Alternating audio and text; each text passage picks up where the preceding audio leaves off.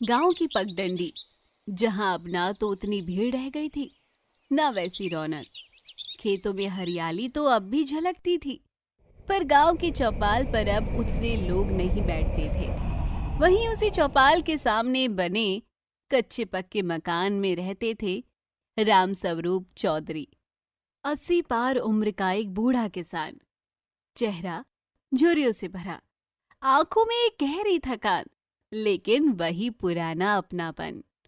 अरे राम स्वरूप, तेरे बच्चे आजकल आते नहीं तुझसे मिलने। कुछ झगड़ा हुआ क्या तुम्हारे बीच?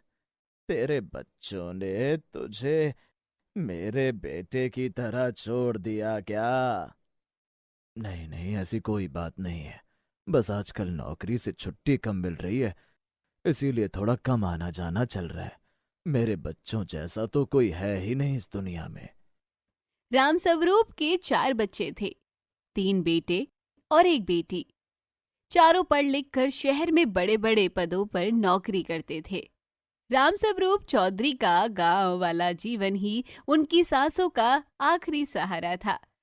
सुबह सूरज निकलते ही वो अपने छोटे से आंगन में तुलसी को पानी देते, फिर लाठी टेकते हुए खेतों की मेड़ पर जाते।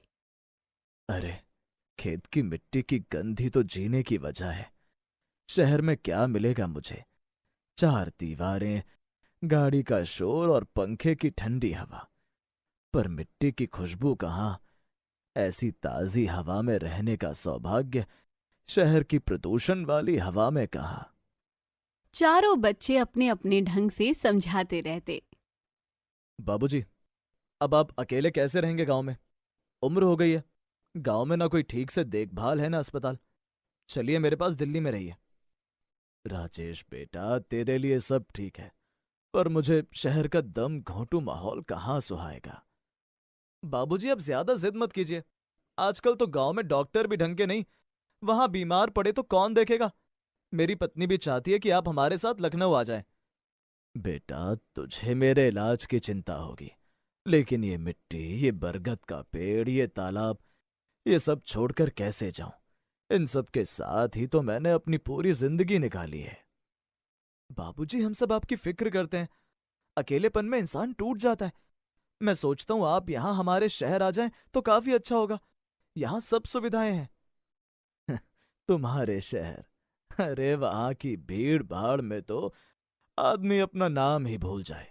मुझे तो गांव का सन्नाटा चाहिए। बाबूजी, आप क्यों हमारी बात नहीं मानते? हम सब आपकी चिंता में जीते हैं। हम सब काम तो शहर में कर रहे हैं, पर हमारा पूरा ध्यान आपकी सेहत और इलाज पर ही लगा रहता है। आप गांव में अकेले पड़ गए हैं।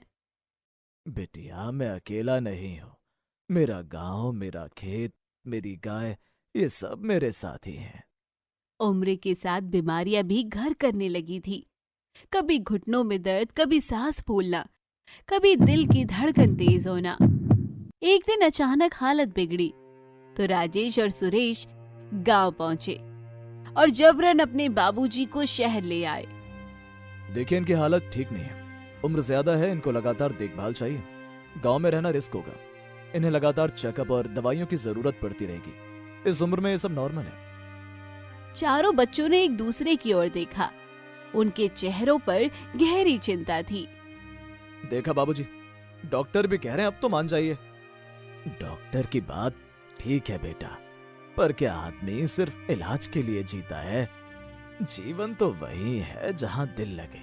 ऐसी जिंदगी जीने का भी क्या फायदा जब कोई इंसान अपने घर से ही दूर हो जाए। बच्चे अपने पिता की जिद समझते थे, लेकिन उनके पास भी अपनी मजबूरियां थी। राजेश सरकारी नौकरी में बंधा हुआ था, सुरेश की बैंक की जिम्मेदारी थी, महेश की कंपनी का कामकाज था, सीमा के कॉलेज की क्लासें थी। वो गांव आकर साथ तो देना चाहते थे, पर नौकरी छोड़कर वहां बसना असंभव था।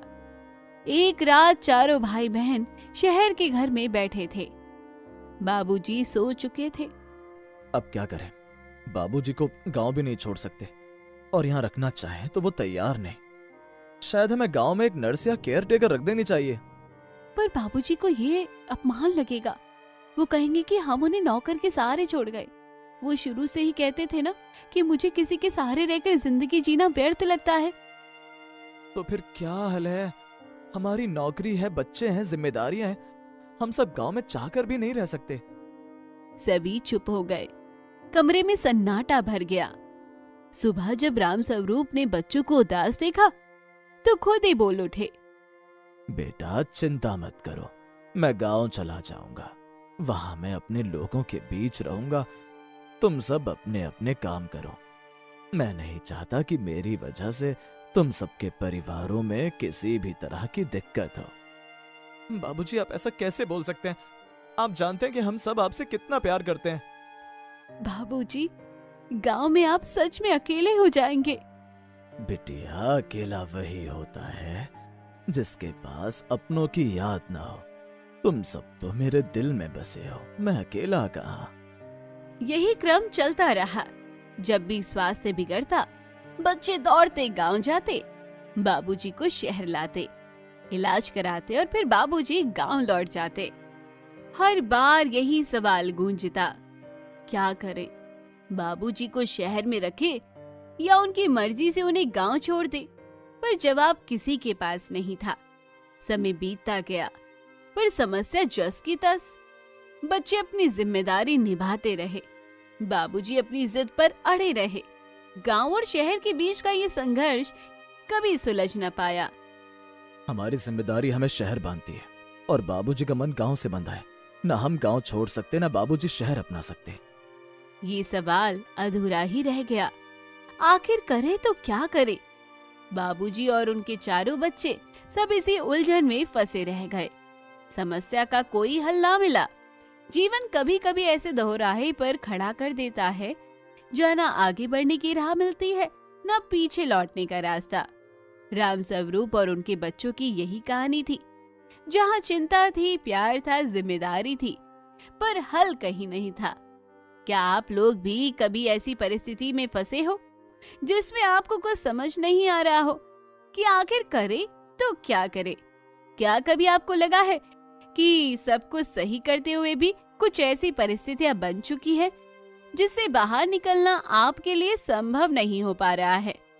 अगर आपका जवाब हाँ है तो नीचे कमेंट बॉक्स में कमेंट करके हमें जरूर बताइए।